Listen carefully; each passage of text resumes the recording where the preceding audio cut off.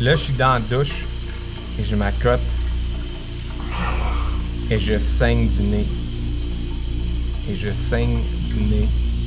J'ai trop sniffé la cocaïne.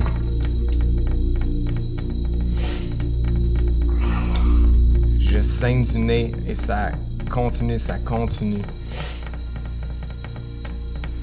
Et là, j'ai réalisé que j'ai complètement perdu contrôle de ma vie. Dans mon adolescence, le skate, c'était toute ma vie. Ouais. Tu fais partie de quelque chose de plus grand que toi. J'étais pas trop un bad boy skateboarder, j'étais juste un skateboarder qui fumait du pot, tu sais. Entre 16 et 21 ans, je me suis vraiment penché sur le snowboard plus que le skate.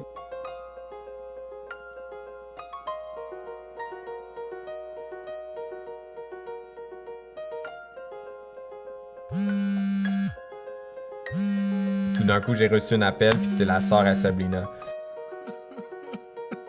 Dans le background de l'appel, j'ai entendu son chum, Martin, en train de crier. Tu sais, il était en colère parce que, tu sais, il vient de trouver Sabrina dans sa chambre. C'était un des moments plus intenses de ma vie. Après la mort de Sabrina, j'ai parti de chez nous puis j'ai déménagé en ville pour prendre du temps à me chercher toute seule. Je consommais beaucoup de drogue dans ces temps. De sortir de chez nous, ça faisait du bien parce que j'allais voir mes amis. Mais d'être chez nous, ça faisait du bien aussi parce que j'étais toute seule. J'étais dans l'anxiété à chaque soir. Et je pense à si j'ai le goût de sortir ou non. J'avais mon Facebook, j'avais du monde que je parlais avec, qu'est-ce qu'on va faire. J'avais mon cellulaire à côté, puis j'avais ma cocaïne là. Et la cocaïne me donnait le goût de parler avec le monde. J'avais besoin de ça pour me donner de l'énergie pour faire ce que je faisais dans ces temps-là. C'était les drogues qui m'ont donné un peu le goût de sortir. J'avais des amis, on pensait à lancer des soirées de party, puis c'était vraiment populaire. Ça m'a donné d'autres opportunités de organiser d'autres événements dans d'autres bars et faire partie d'un culture after hour à Montréal.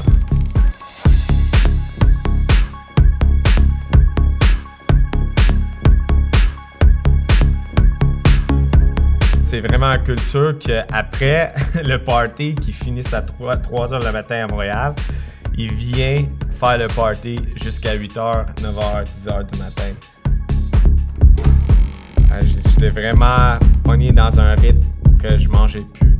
Je sortais plus aussi. Je sortais, je dormais pas. Il y avait des jours après jours où que j'étais debout. Je m'isolais du monde. S'ils me cherchaient de l'amour dans mes événements, ça marchait pas. Je retourne chez nous toute seule, en train de faire des lignes de coke en rentrant de chez nous. J'étais appelé à Denver, c'était une convention de snowboard et de ski. Une soirée où j'étais dans ma chambre d'hôtel, j'ai reçu un appel d'une amie qui était dans un party. J'avais peur pour elle, elle était dans une situation où moi j'étais coupable. Fait que ça avait lancé une vague d'anxiété. J'étais en colère, je pleurais aussi. J'ai pensé que c'était la fin. Que c'était fini pour moi, je veux plus ça. Je sors sur le balcon. J'ai pensé à sauter. Mais j'ai crié à Dieu. J'ai demandé à Dieu pourquoi je me sens de même. Tu sais, je veux plus cette vie-là. Je veux plus cette vie de colère. Je veux plus cette vie d'anxiété. Je veux plus cette vie de crise d'identité, de drogue, de tout ça. J'avais besoin d'aide, j'avais besoin d'une puissance d'autre que moi pour m'en sortir. J'ai retourné chez nous, j'ai réalisé que je pouvais plus pu me tenir debout. Et j'avais aucune motivation pour aller au travail, j'avais aucune motivation pour rien. Je pense que j'étais en train de mourir. Là, j'étais sur mon lit, dans le vide, et j'entends la voix de Dieu dire « Appelle ton père ». Appelle ton père. Pourquoi parler à mon père? Je voulais pas le faire, mais je l'ai fait anyway.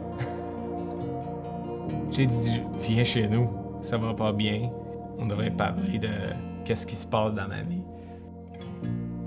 J'ai volé de l'argent à mes parents durant ces 5 ans. Fait que j'avais plein de choses à dire à mon père c'était pas facile à dire à mon père. Mon père est un peu...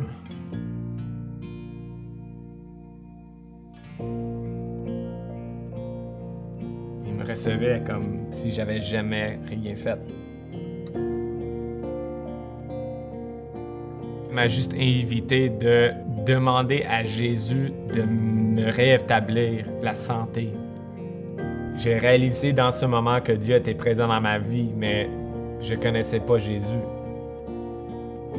Vraiment, je connaissais pas Jésus. C'était comme... C'est la seule solution que j'ai sur la table et je vais le faire. Fait que j'ai abandonné toute ma vie ancienne et j'ai donné ma vie à l'Église et à Jésus, à ma famille. Je sais qu'il m'accepte et c'est tout à cause de la croix de Jésus. J'ai réalisé que Dieu est mort pour mes péchés. J'ai vraiment connu comme même une évolution où que Dieu, il me changeait la vie, il changeait mon cœur, il changeait mes pensées. Le désir de consommer la cocaïne est devenu le désir de même consommer un Dieu qui est actif dans ma vie, qui m'invite à plus, qui m'invite à transformation. Je me sens plus condamné à ces choses-là. Je me sens plus... Il m'a libéré de ces affaires-là. Mon nom est Jonathan Hodges et je suis deuxième.